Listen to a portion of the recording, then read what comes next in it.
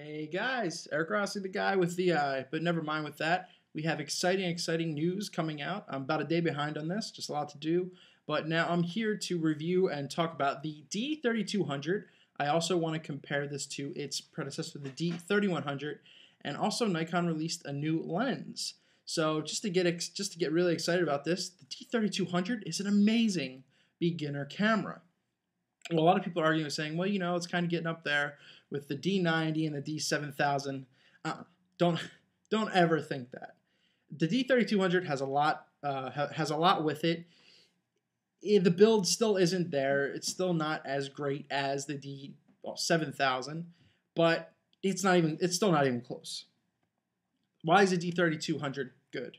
Well, let's start with the D3100 and what it had and how it's replacing this. The D3200, as you can see, 3100, I'm sorry, right here, it only came in the black body, which is fine. It had a 14.2 megapixel sensor. It still had the 3-inch LCD monitor. It shot 1080p, which was great because the D90 was one of the first Nikon DSLRs to do that. But then this came along and kind of almost blew it out of the water. It shot 1080p at 24 frames a second and 720p at 24 and 30 frames per second. Also, it has 11 autofocusing points. The ISO ranges from 100 to 3200. It has continuous 3 frames per second shooting. It had live view, no built-in motor, and it's interestingly enough to see where the record button was. It was on the jog dial on the back, as you can see right here. The dials kind of look the same. It was awesome to have the switch at the top. This was one of my first cameras. I actually started with the D3000, and I moved up to this just because it had video, and it seemed like an awesome step to go up. Thinking again, I don't regret doing that, but you know what? If I was to say get the D3000, if I have DC3000 now and you get, bam, the D3200, I would highly recommend at least stepping up. Now, if you have the 3100, I would not, it is not a step up. You're kind of just going parallel. You're not making that next leap. But the price tag that the 3200 is about $699.95. It comes bundled with the 18 to 55 lens, which you see right here attached on both. It has both black and red bodies, which the red body is kind of cool. That's interesting. And all right, so what are the differences? Well, actually, let's talk about the similarities. They both have live view, great, because they both shoot video. They both shoot at 1080p, but the D3200 shoots at 30 frames per second and 24 frames per second. The D3100 only did 24 frames per second. The great thing about the D3200 is slow motion. Why do I say that? It's one of the first Nikon cameras to incorporate 60 frames per second true slow-mo at 720p. Holy crap, that's exciting. Why? It really hasn't been done. They finally tapped into it. Canon's been putting this into their cameras for a while. It also has a 3-point screen. It also has no built-in motor yet, so you still can't autofocus, the older lenses and stuff like that don't have the motor built into them. One of the bigger changes, as I've seen, as I've said, is you see the recording dial here. Well, it's been moved on top right here. Is there a better picture? All right, but yeah, it's been moved more towards the shutter, so it's way easier to record than having to look back and stuff like that. Awesome. So what makes it different? D3200 is almost double in megapixels, 24.2 megapixels. It's one of the higher megapixel cameras that Nikon has come out with besides the recent D800, which is over 30. So what does this mean? It means you're going to have larger files. Now, a lot of people may say, oh my gosh, the megapixels, this is going to be, great pictures and stuff like that. Don't get that wrong. Don't think that megapixels make something that great. The D7000 has 18. Yeah, it's still a lot, but you're not going to tell me that the D7000 is better than the 3200. It's just all about, people are going to think about, oh, we can crop now, and you could, concentrate after. Do not get into that mentality. Please don't get into that mentality. But how is it different? D3200, 24.2 megapixels, still has the APS crop sensor. The ISO range is also different. The 3100 ended at 3200 ISO. This has a range from 100 to 6400 and can bump up over 12,000. It also has 11 focusing points. The viewfinder coverage is kind of cool. It's 95%. The 3100 didn't have that. It has 1 more frames per second on continuous burst rate. One of the greatest things this camera has, and Jared Polin at Frono's Photo also would agree, excuse me, built-in mic.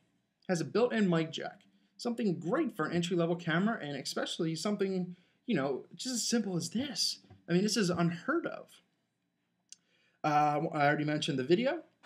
It has a HDMI and a USB out, so it has a mini HDMI in to an HDMI. Uses the same battery as the D3100, the ENL 14.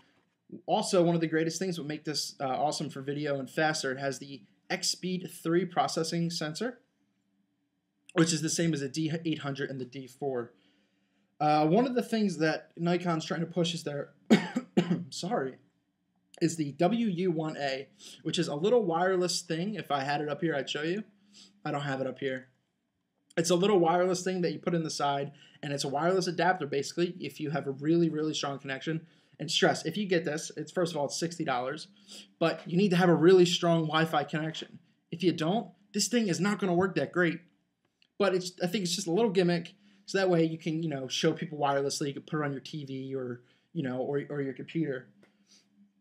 But overall, I think this is fantastic. I mean, you're getting an amazing camera for under $1,000.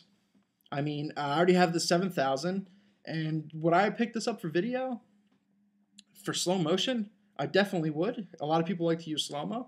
I wouldn't mind incorporating it more into my videos. And it's 720p, still high def. You're getting 60 frames a second.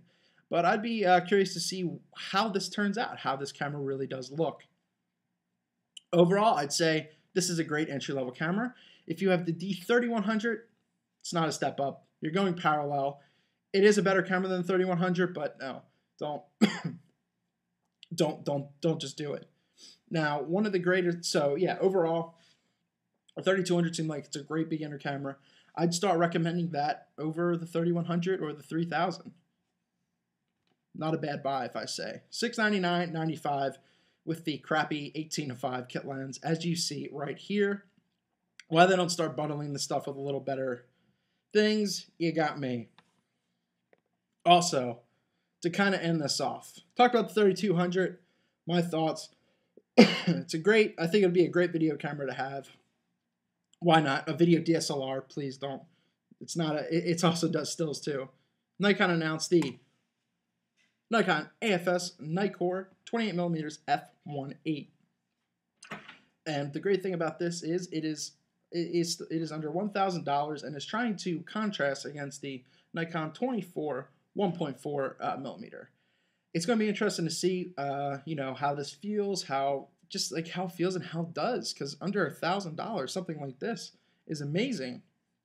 But why? A lot of people are saying, why not just get the 35 millimeter?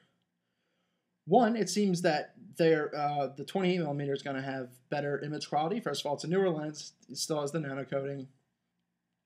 And it's a little wider than the 35. The 35 is kind of too normal, I'd say. So the 28 millimeters is kind of that in between. It just gives you something different, something wider. I think it's really, really cool. If I had the money, would I get one? I think I would. But it's a great lens. Overall, D3100, great camera if you have it. Don't move up to the 3200 if you're looking to get into photography and at least into videography to use as a first camera or second camera. 3200, 3200, really nice. Under $1,000, $699.95. And yeah, you know what? Give me your thoughts down below. I didn't have any water to drink. Sorry about that, guys. But yeah, so that's the comparison. Slight differences. Eric Rossi, the guy with the eye. See ya.